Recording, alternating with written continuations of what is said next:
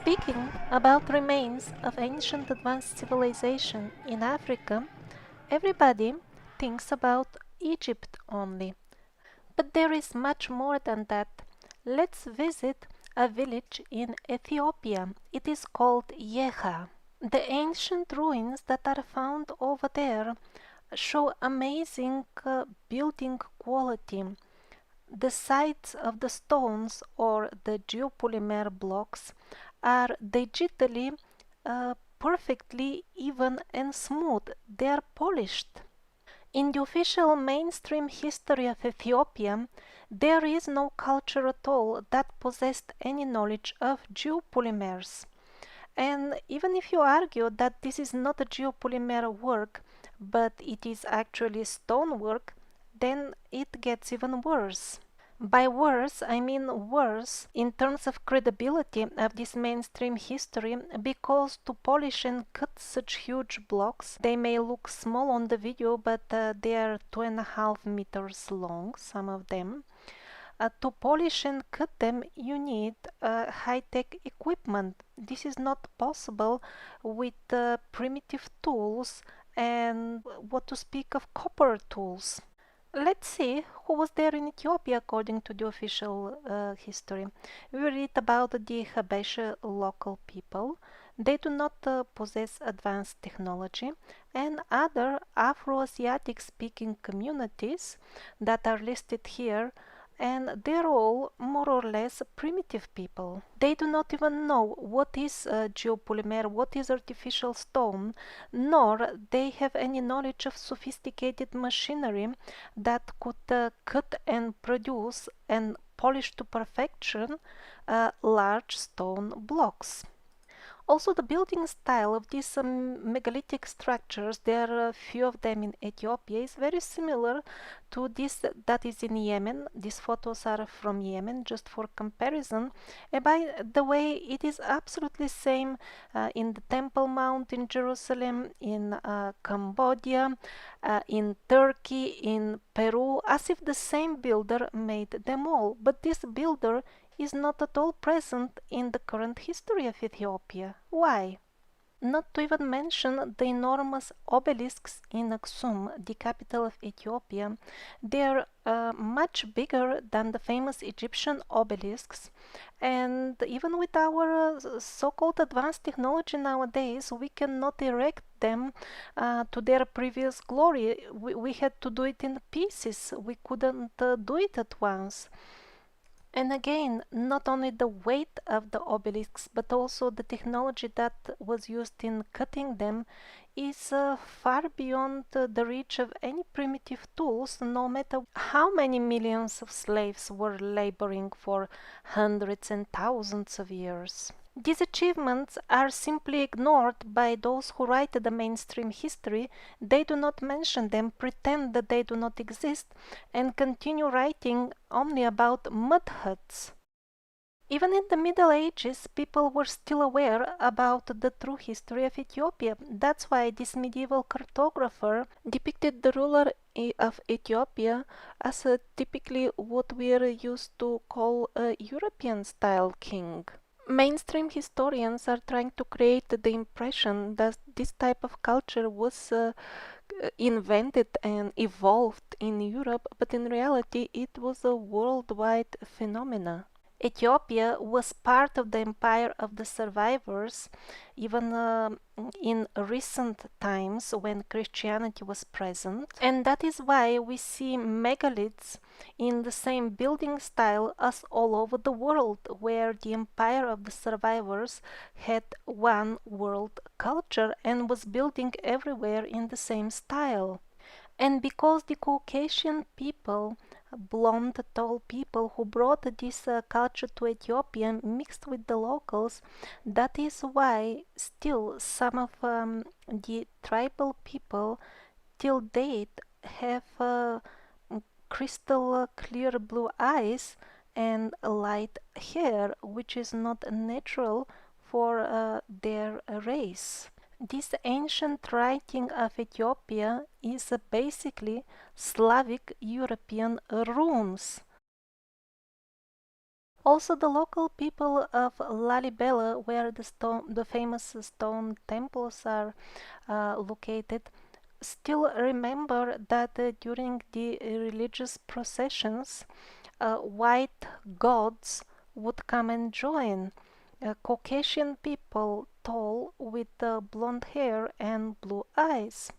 Another interesting point to consider is that the megaliths of Ethiopia are made of stone that is not available locally. The nearest place where such stone can be found is Egypt. When the research group of Andrei Sklarov visited the nearby quarries where mainstream historians assure us that the stone was taken, they were surprised to find out that the stone over there has nothing to do with the stone that is used on the actual megalithic sites. And the stone that is used on the megalithic sites is not even available in Ethiopia because Ethiopia has never been a sea bottom, and that is why this stone should not have been naturally formed over there. So it is either geopolymer, which I think is the case, which means artificially made stone, or it has been transported over thousands and thousands of kilometers from Egypt or somewhere else, which is of course is not a problem as well for technologically advanced civilization that can fly heavy cargoes anywhere in the world, but is highly problematic for primitive tribes that supposedly lived on the territory of Ethiopia, according to mainstream history. This is another interesting medieval map. Again, we see some sort of Caucasian ruler. The megaliths in the capital of Ethiopia, Aksum, are also very, very interesting. It is a mixture of perfectly shaped megalithic blocks, hard stone, and very primitive raw stone work as well, as if two teams were working side by side.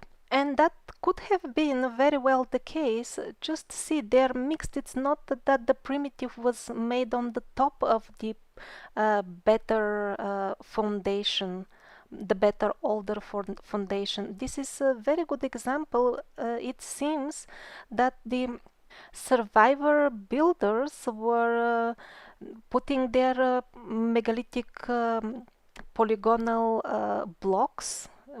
This is same like Peru. This is Ethiopia, but it looks like Peru or Turkey or Japan. Absolutely same. Look at this. Same polygonal masonry. No gap between the stones. Huge size blocks. So these are the survivors. And then the rest, the rough, low quality work beside them is the work of the simple tribal people that were building alongside them. Or at least that is one of the possible scenarios. Another possibility is that initially the full building was of high quality and it got destroyed later on, and then the tribal people tried to repair it themselves. That is also a possibility. Now here another parallel with the megaliths of Yemen. They basically look identical to those in Ethiopia. The building style, the blocks, the size, just same. And we are back to Aksum. The familiar megalithic underground tunnels. Enormous block, very high quality work. Everything is polished. Even the sides that do not show, the sides that are facing other blocks, they are also polished to perfection. That is why there is no gap, there is no mortar between the stones. And as usual, we see the survivor style clamps as everywhere else in the world. Here even the original metal has survived.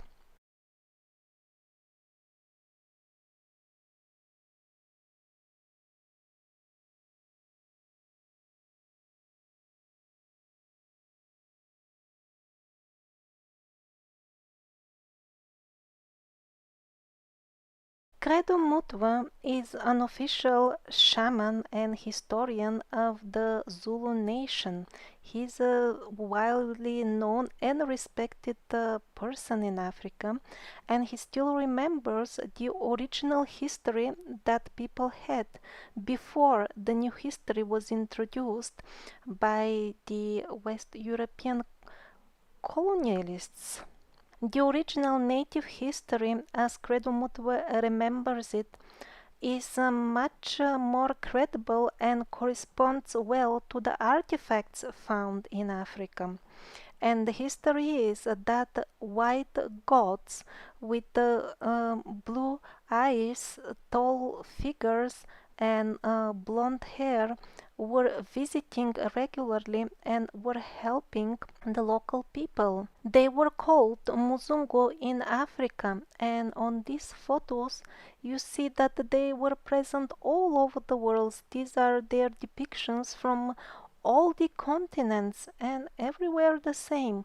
Tall blue-eyed people were visiting with advanced technology and were educating the locals. And because they sometimes intermarried with the locals, maybe the result was something like this. These are original people of tribesmen from South Africa.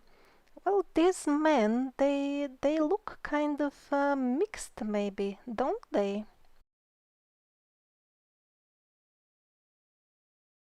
This is a single piece of stone used in the construction in Aksum. Now look at this single stone. What was it? 20 some meters long. That is gigantic. It definitely rivals the highest quality work found in the Egyptian megaliths.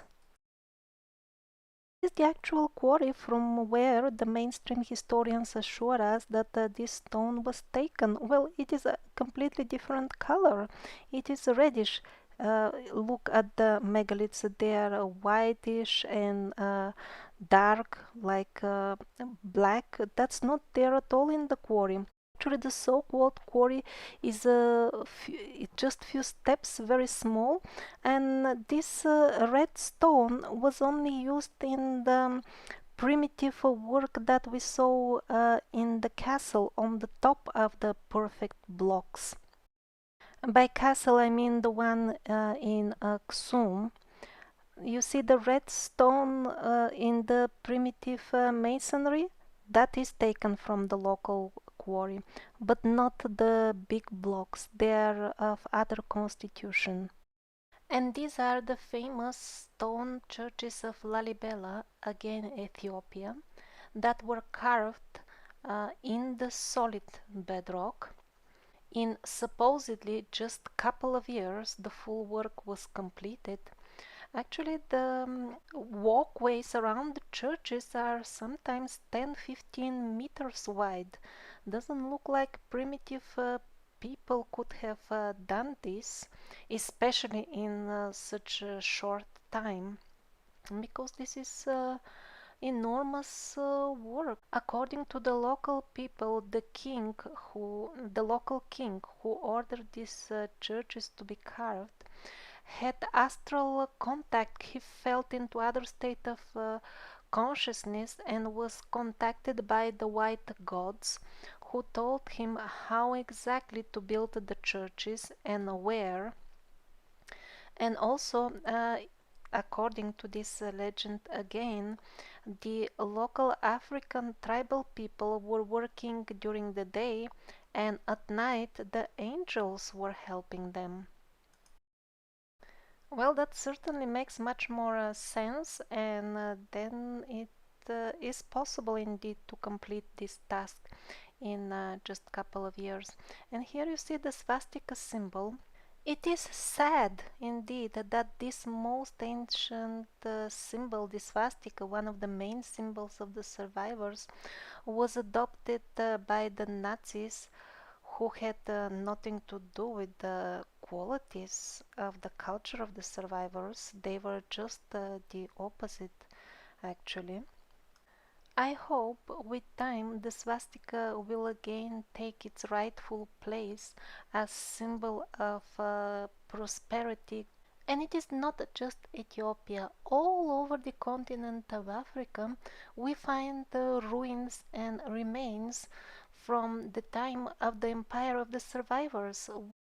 This resembles the Pantheon in Rome, but is in the African city of Kilwa. An ancient traveler shares his first-hand witness account of the Tanzanian city of Kilwa. It belonged to the Swahili people.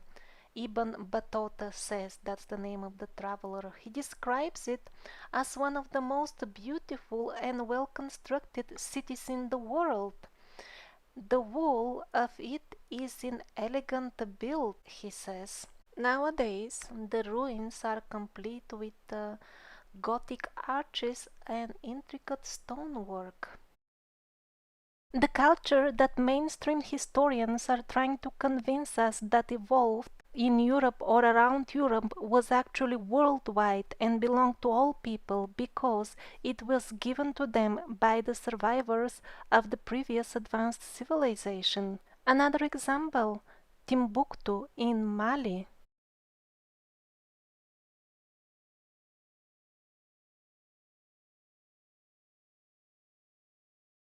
We have been led to believe that ancient Africans were jumping naked after bananas, while only we in Europe were building things like this. But this is in Mogadishu, Somalia. This is Mogadishu some 100 years ago, when people were still enjoying the culture left by the survivors for them. But after the people of Somalia accepted the new history and the new paradigm and the new advanced civilization, this is what happened to them. This is how the people of Somalia are progressing with our advanced society. Africa was well connected to the world with modern for its time ports and was minting its own coins. Coins that were used as far as Australia. At that time, the African people were respected as members of this worldwide culture and were traveling freely, not as slaves. This clearly African person lived on the shore of the Black Sea. On a temple wall in India, it is depicted how visitors from Africa, wearing their traditional skirts, have come all the way and are giving some sort of gifts, maybe, to the Indian king, who is depicted sitting on an elephant. The Africans are depicted on the ground, and the giraffe is besides them. He is probably also part of the gifts. It seems African people were living also in South Arabia. They were well connected and they were building amazing things. Now, this appears to be a gigantic, absolutely huge statue of a lady found in Guinea.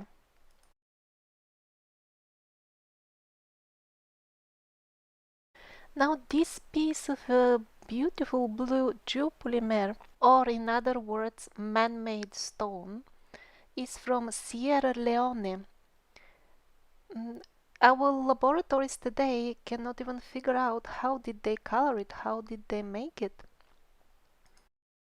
So really the traces of the ancient advanced civilization are all over Africa and people still remember it in their, now we call them legends, but that is much closer to the actual history. Now these impressive walls are from Nigeria. They reach up to 20 meters height and are hundreds of kilometers long.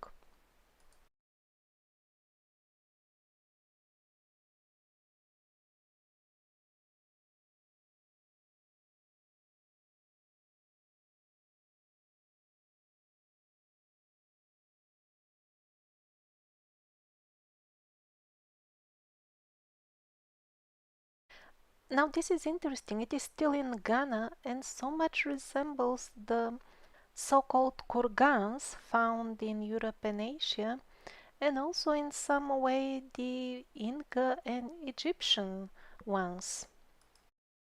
Now look at this African ruler or king, I don't know who is he, important person from Benin.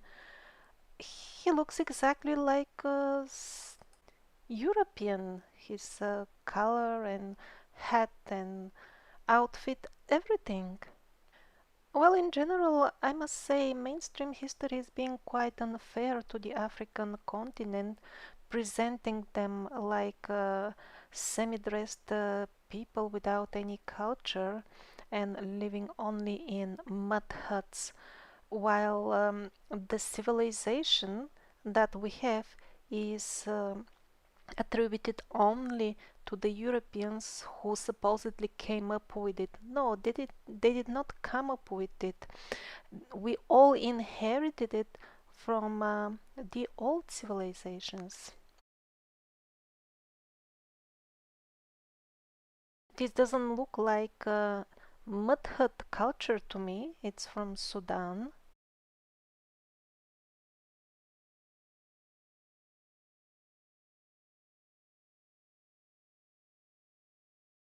At this point I have to request you to view the rest of the video only in full screen mode, otherwise you will simply not see the lines I'm talking about. With the canals you will see something, but later on when I start the topic of the lifelines you will see almost nothing and you will wonder what is she talking about if you are not in full screen mode. There were vast, really gigantic irrigation systems in Africa, and I would like to show you only one of them. It goes across several countries: Namibia, Botswana, Zimbabwe, Zambia, and Angola. The canals are dead straight and go on for hundreds of kilometers.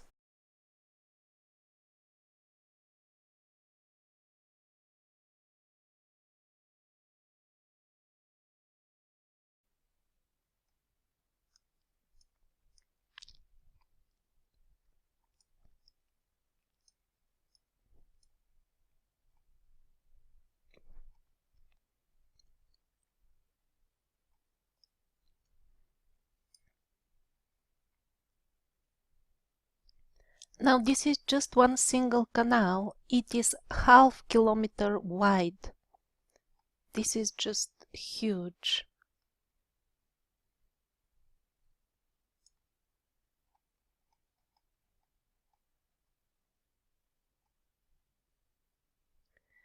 Now the straight lines, dead straight, go on for over 400 kilometers.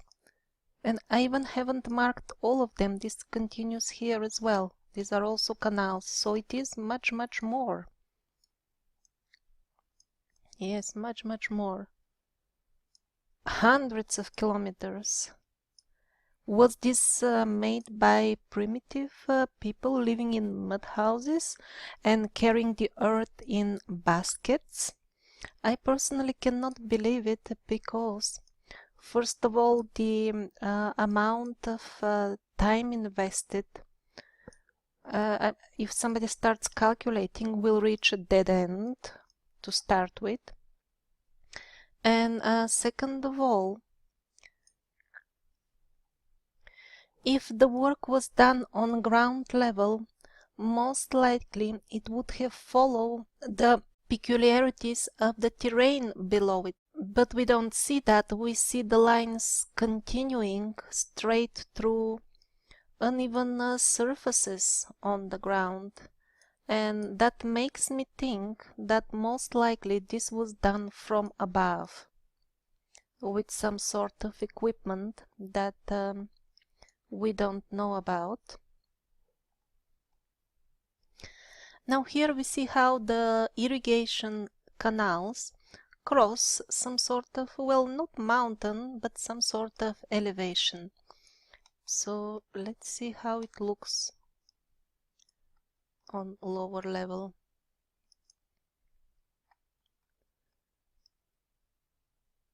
These are hills. I mean, did they really dig by hand, dig out the hills and remove them? No, I really don't believe this. The area covered by this particular system is at least some 1,000 kilometers in diameter. This is huge. You can fit a few European countries here, not small ones, some of the bigger ones. And it is not that the dark Africans were just sitting and waiting for the gods to culture them. They were also actively traveling all over the world. Now, the Olmecs from America were a very much international mixture. Some of them are clearly African, and the proofs for that start with these huge stone heads, some reaching 3.5 meters. If the facial features are not enough, you can see the braids on the back of some of the heads, typical African braids. And also some old skeletons of the Olmecs show clear connection with the African race, and so are some similarities in their writing systems. Now on the right are Olmec statues and on the left is Egyptian. Just one more proof of well-developed international relations and international travel. Few more African faces from South and North America.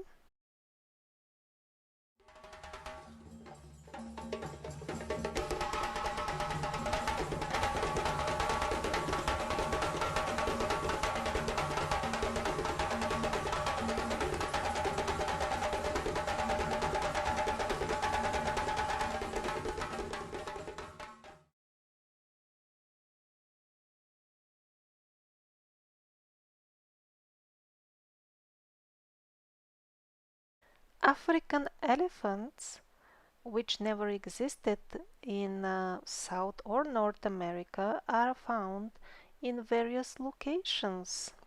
Uh, and also they come up in the old codices like the Mayan codices. They're all over, depicted all over South and North America. This is very uncomfortable for mainstream historians, so they simply never mention it. The connection between the languages and inscriptions found in various locations in both South and North America are again proof of international relations. The African Olmecs had interesting friends, Chinese Olmecs, wearing the typical tattoo, face tattoo, which is one of the worldwide watermarks of the earlier waves of survivors. Or, in this case, to be more precise, people who received their culture from the survivors. The parallels are countless. Now, these are comparison between Chinese and Olmec's hieroglyphs.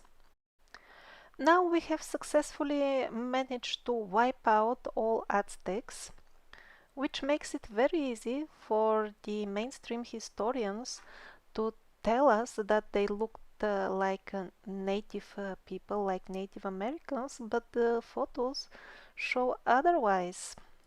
Maybe not all Aztecs were Africans, maybe some of them were mixture. Who knows? It was so well connected in those times.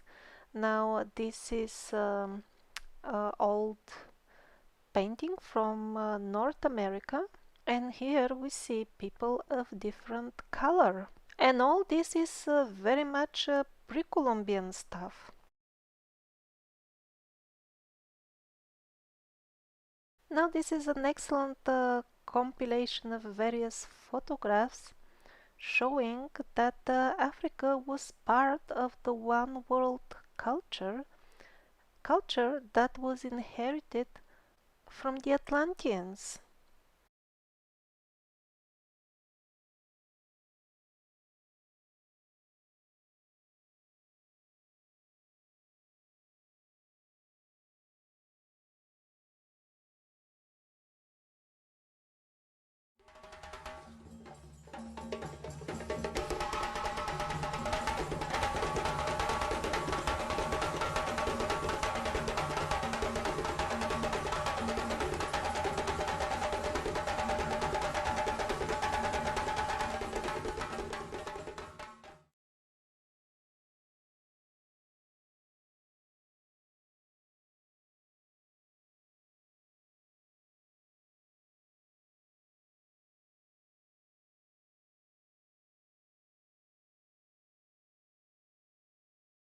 And these are more African artifacts found all over South and North America.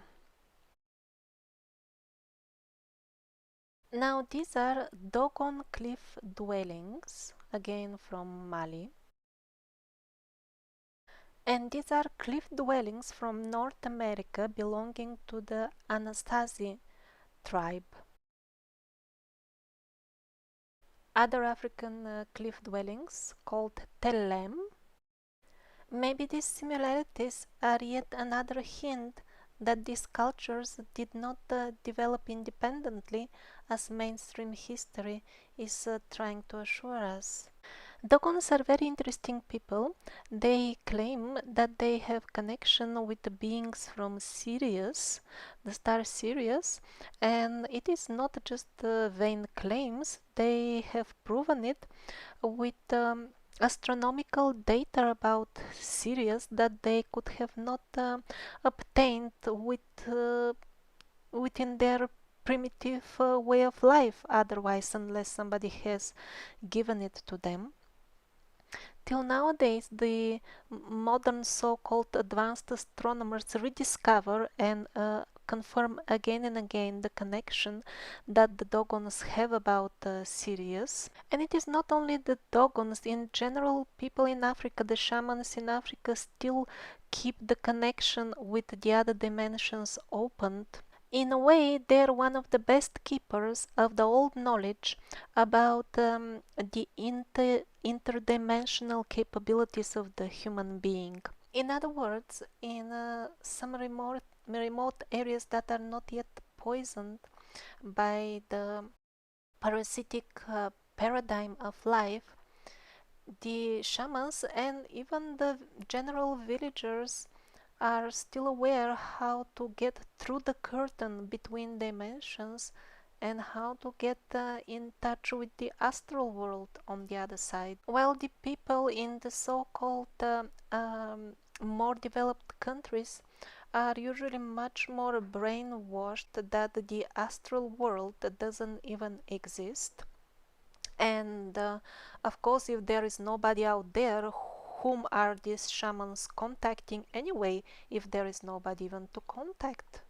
Despite the thousands well documented cases that shamans are indeed able to do what we call miracles, still the majority of the population of the advanced countries is simply closed to this full realm of astral experiences just because of the mass media brainwashing.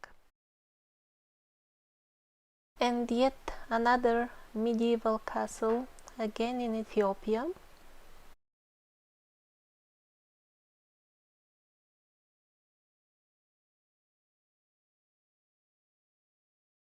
Now, the ancient African languages are basically part of this worldwide rune-like writing system.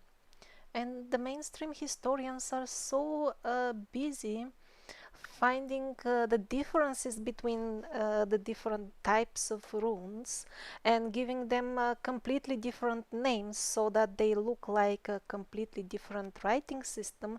They're so busy with that that they fail to make the main observation, which is that all continents without exception, these writings are found on all continents, not even one is without them, that they belong to a single culture.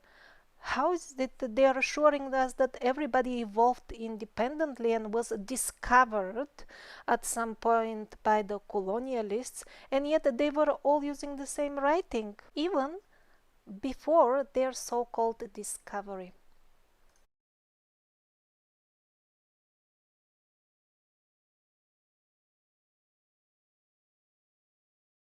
Do you remember the strange grid lines all over the Sahara Desert? Well, they're all over Africa and actually all over the world. Let's see a few examples from the southern parts of Africa.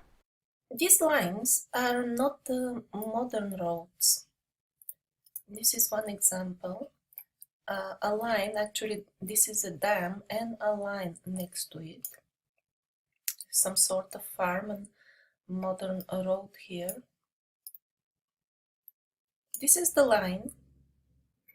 It's definitely not another road because here is a usable road, and it goes through terrain that doesn't allow cars. You know, there is water, it's uneven, so this is one of the many instances that proves that these lines are not some sort of modern roads. Now here a line can be compared to actual modern road. This is the modern road that is servicing these power poles or whatever it is. So you can see the modern road is actually only one lane. You don't need more in the desert. It's much smaller and it's not straight. It follows the terrain, while the line is of completely different nature.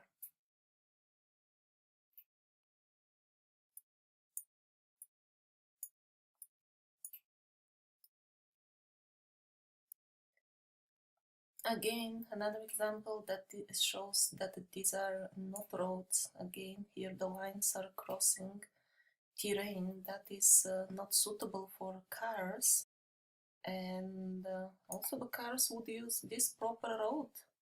It has got a bridge, so these are definitely not some sort of modern roads.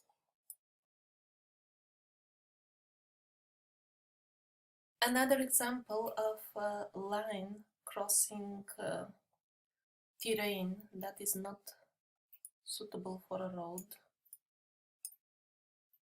So these lines are not made recently as roads. This is the road, it has got a bridge and the cars can use it. This cannot be used by cars. Now this is most likely one of the dams that is still functioning.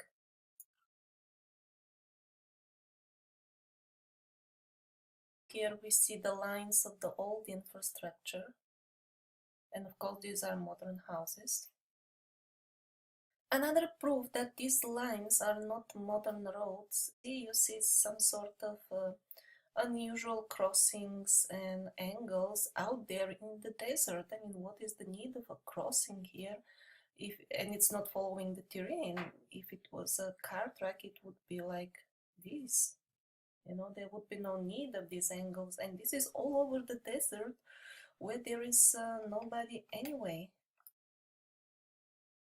Yet another case showing that these lines have nothing to do with modern roads is this. First of all, this line goes through mountains here. That also gives some hint that it is made by some sort of technology that is not familiar to us, probably from above. Because if it was done on the ground, this would be, you know, difficult to crawl up like this and navigate in a straight line. So not only it goes through mountains, but also it crosses the road. Here there is no crossing, the cars are not using it.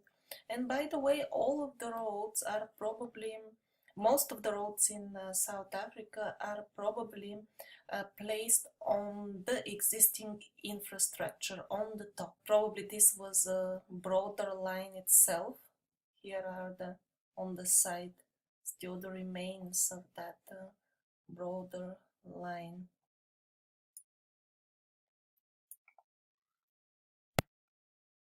Now this is interesting.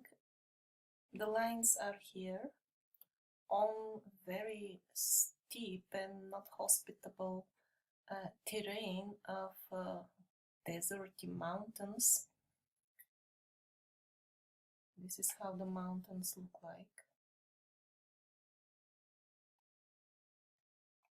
And still there are lines on the cliffs themselves. Here, here, and they continue. They continue. This is impossible for a car, for a modern car, to have done this. And yet the lines continue, which is another proof that they were made from above with some sort of technology. So we see recent buildings, recent remains of civilization on these marks near these lines, and yet they were done from above. That means that very recently somebody had at their disposal quite an advanced technology, and that was not at all in the faraway past. Now this is a dam in the desert. The line is leading to it. Another dam out there in the middle of nowhere, no farms nor anything in sight to suggest that it was created by us. And yet this is definitely a dam.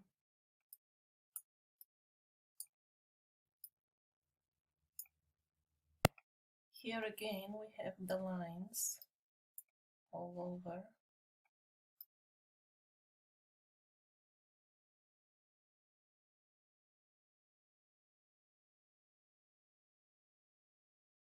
Kind of dams. This must have been a very old dam. Definitely it's not a modern creation. It's so eroded.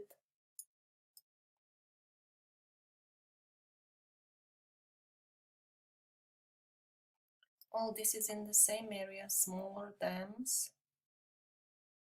And maybe these were also some sort of dams.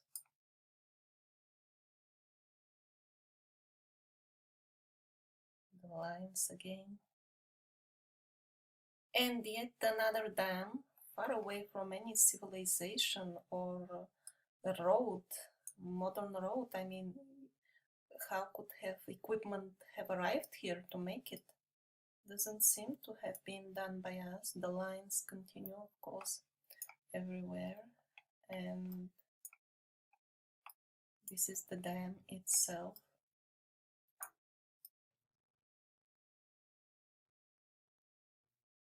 And yes, the lines are definitely somehow connected with the dams.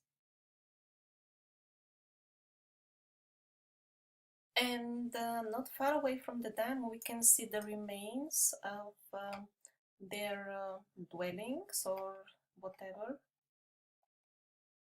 This is definitely very old. If these were modern houses, there would be more ruins. Also, now this is the middle of nowhere, Kalahari Desert. And what we see, lines all over.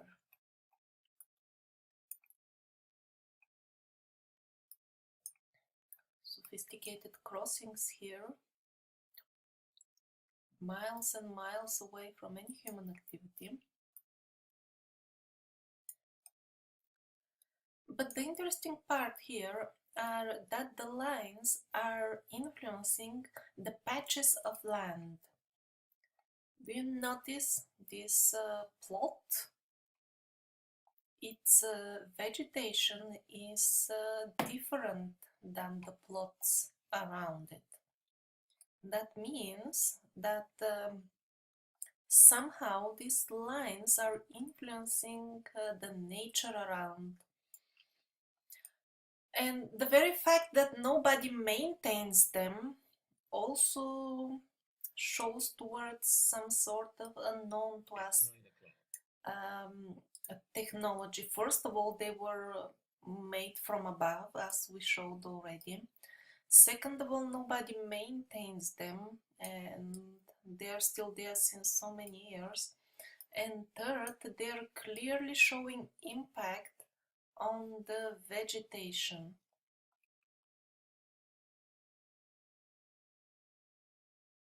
And when the line creators were in artistic mood, they started using the lines for drawing. Here we see the same lines crossing over mountains, and that are a mesh of grid all over at least south part of the African continent. These very same lines turn into pictures. This is in South Africa.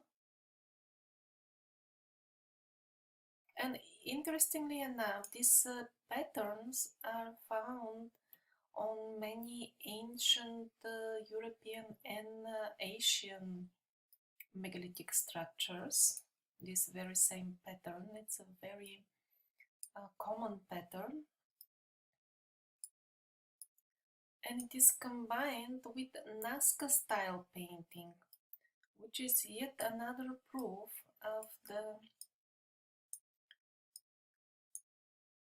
unity of the world culture that created all this. This is miles and miles long.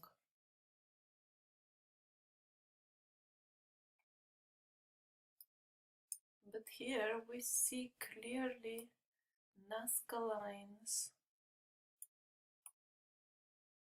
style in Africa, in South Africa, Verneokpan. Again, ancient remains. Here are more paintings and actually many water dams. These are water dams, and they are clearly related to the paintings. If somebody has doubt that the artistic stuff is separate from the lines and the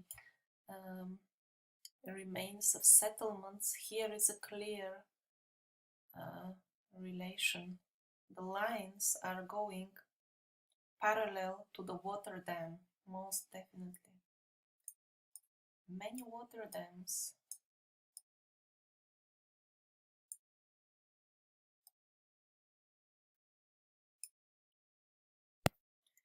And again, this is next to the Nazca line of South Africa, more ancient remains of some sort of structures. And somebody has put a picture about how these formations look from the ground. Interesting. Well, unfortunately, same like with the some geoglyphs in Nazca and Palpa, they are not protected, and actually car racing is encouraged in the region. There is a lot of car racing going on exactly here, and this actively destroys these geoglyphs rather quickly. Apparently, out of all places on Earth, this is exactly the one where car racing should be organized in the desert. These are not car tracks by themselves though. Here you can judge by the size of the trees. I mean, if it was done by cars, their tires should have been bigger than a tree. I think a good term for these lines would be lifelines. Like in some ancient Sumerian texts, it's mentioned that the gods cleared the lifelines of the land. After all, these lines are influencing the life on the patches that they form, the patches of land, so yes, they are lifelines. Now this is the interesting, this is huge. This here, I used the ruler, is over almost 200 kilometers long. I noticed it on the map. It's just only one of such formations. Here is another one, not so clear. So I thought, what are these kind of squares? This is huge. Let's zoom in. Now later on this grid will disappear. I wonder what it is. At one point I started thinking maybe this is actually from the image when they take the shots for the map.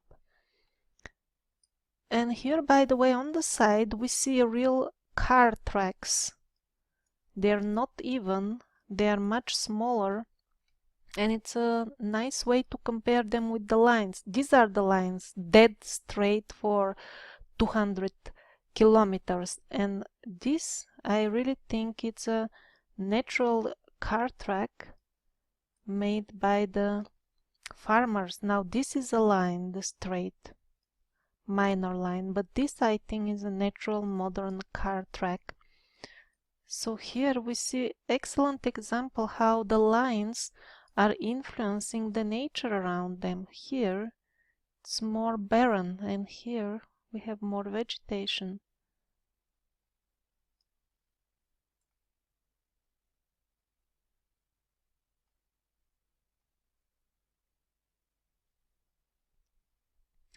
And one more example like this. Now these are our straight lines.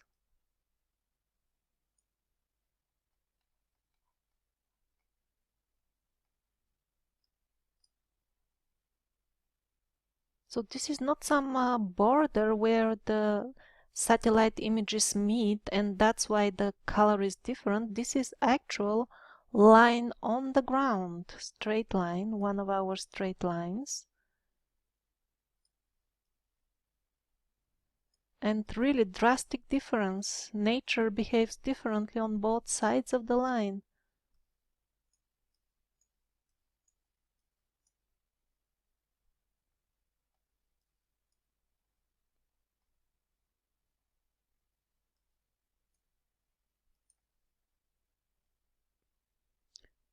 Now as we scroll up, I think this is now image overlap. Definitely also the straight line is broken. So the difference between this and this is because they are different satellite images. But even with the new image, we see this patch is much darker than the neighboring patches. And also you see this, these are also our straight lines. And again, they are making the earth different.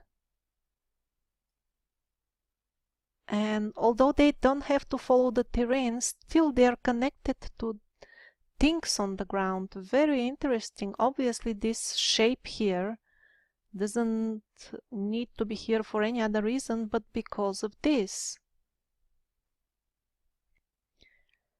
Now these are historic images of the very same place from Google Earth. Apparently after improving the imagery we can see much less. The older images are much clearer.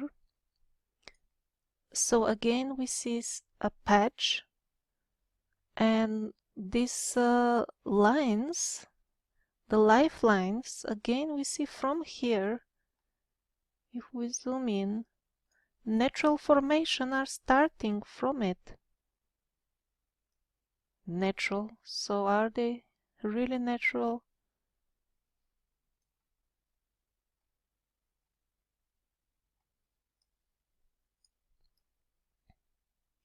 This is our straight line. And again, this is definitely not some sort of image overlapping. We can see the trees very well.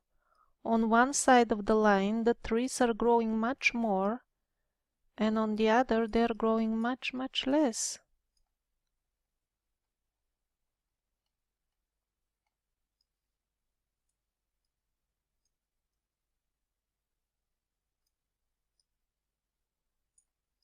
And yet, sometimes they do nothing. Sometimes they do a lot. Very, very interesting. If you have seen my documentary Planet of the Megaliths, you will remember the millions, really millions, of circles all over the southern part of Africa. Now, some of them are just earth formations, while others are actual stone structures. Many of them don't have doors or windows and are unsuitable for human habitation. This is one example of one of those that do have a stone structure. That's how it looks on ground level. Now this is Peru. Over there we have same lines, mysterious lines, and they're also connected to round stone structures, also with unknown use and purpose. The Nazca structures are also without the doors and windows, and also continue underground. The same is with the South African. They do continue underground, and the archaeologists somehow they do not want to dig. They just don't do it. Now we are back to the African circles. Since some of them are also landlines like Nazca, it will be interesting how would they connect to the straight lifelines that we discovered earlier. So here are those circles. Well, it is very hard to say, but in general my observation is that the circle lined lines and the dead straight landlines are more or less using the same technologies, same method of influencing nature, but they are done at different times and don't seem to have any connection whatsoever. The circle lines seem to be kind of older generation. I was also wondering what would be the connection between the irrigation canals and the dead straight lifelines, and I could not find anywhere in particular where they seem to be logically connected. I haven't searched much. But in any case, the various plots of land on the canal that are separated by the lifelines sometimes behave differently. Like this is almost 5 kilometer uh, canal that shows kind of even smaller horizontal lines, again dead straight, 5 kilometers long. And here we see how the lifelines and the canals interact, and the lifeline is showing us maybe how the canal was made by some gigantic maybe tool, or I don't know what kind of technology that scooped the earth. And the marks left by this tool are the smaller horizontal lines that are clearly visible only on this patch of land in between few lifelines. Now let's revisit the topic of the millions of circles. The biggest one is located in Zimbabwe. It is called Great Zimbabwe, and the official version of its history is that nobody knows who built it and when and why and what was it. Well, when we hear in mainstream history that it is a mystery or we don't know, usually that means they don't want you to know who built it. The style of construction used in Great Zimbabwe is very, very similar to the one of the Chachapoya people of Peru. This is Zimbabwe, the site is called Kami, and this is in Peru.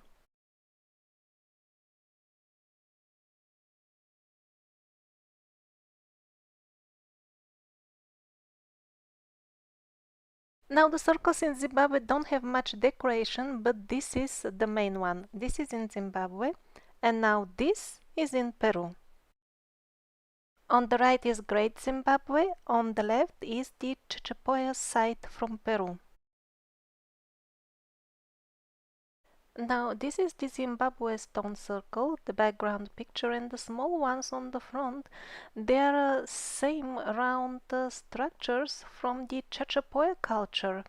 They were both building in big circles and they look so similar.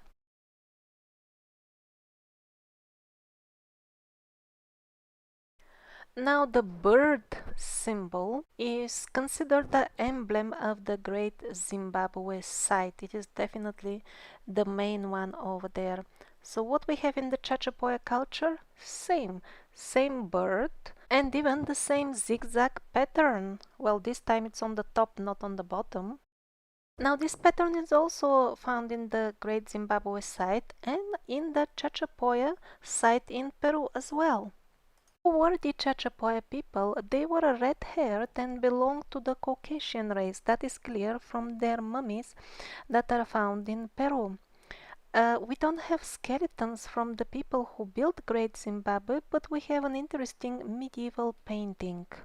Maybe this interesting African tribe from Zimbabwe had something to do with the architectural ideas of Great Zimbabwe, or maybe even building it. Why not? Of course, for mainstream history, this is unacceptable heresy, and that's why they labeled it fanciful depiction. It's a typical approach that they do with all ancient maps and sketches and drawings that don't fit their ideas. Actually, the world was a very much international place. People were traveling freely. They were mixing a lot, and there is no problem if there were such Caucasian tribes in Africa. Their descendants would look something like this.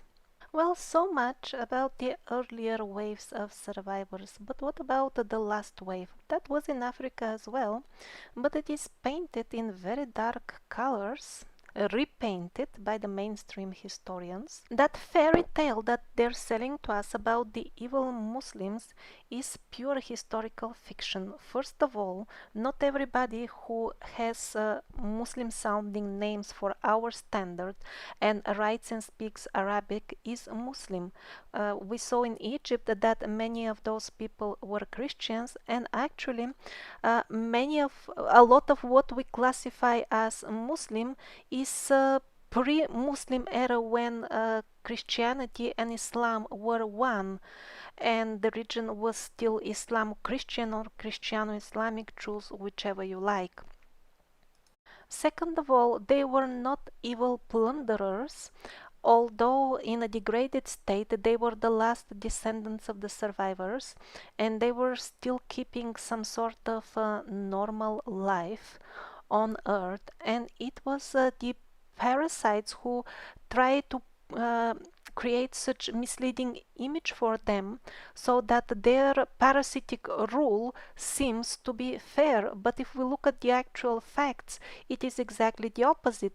Napoleon, who supposedly brought light to Egypt according to mainstream history, indeed he came there to destroy the artifacts, to destroy the pyramid. He lined up his soldiers to shoot at the face of the Sphinx. That is why similar statements from mainstream history should not be taken seriously. Here we are being assured that the Ottoman Empire devastated the highlands and was deterred by the Portuguese intervention. Simply seems like another piece of propaganda to justify the colonialism. Basically, they are presenting the colonialists as bringers of some sort of good life, while in reality they're simply stealing the land and everything the locals in Africa have.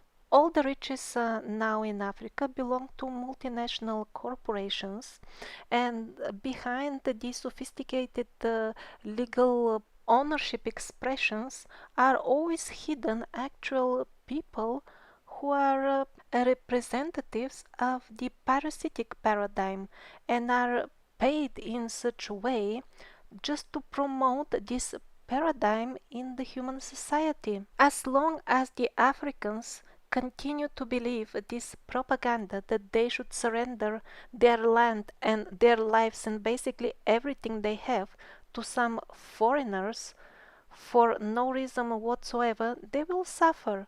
When they decide to change their view and go back to their old beliefs that the humans have a right to own the land that they are born on, which is the philosophy and the uh, social way of the survivors, they will be again prosperous. Cape Town. Now, even the very plan, the original plan of the city by itself, is proof that it was originally designed by the survivors, the very last wave of survivors. For example, Athens, classic example, the Acropolis of Athens is the emblem of this antique architecture and antique cities. So this part is the old part that was originally designed by the survivor culture. Now here we see the modern parts, these more chaotic parts of Athens are modern. Yes, there are some streets, but they are not so straight, and in general, I mean, the difference is visible between the relatively new quarters and the older ones.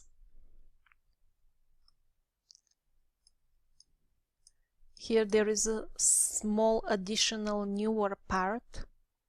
It contrasts with the old part. By the way, I wouldn't be surprised at all if these lines of the survivor cities were made from above and not on the ground level, because they don't follow the terrain so much, while the streets that we make, they follow existing land structures and terrain. It is hard to say at this point if Cape Town was officially part of the empire of the survivors at the time it was built. That country at the end stopped existing around year 1775. We'll cover that in detail in the later episodes about the empire of the survivors. But in any case, was it officially part of it or not when it was built? It was surely influenced by this survivor building style.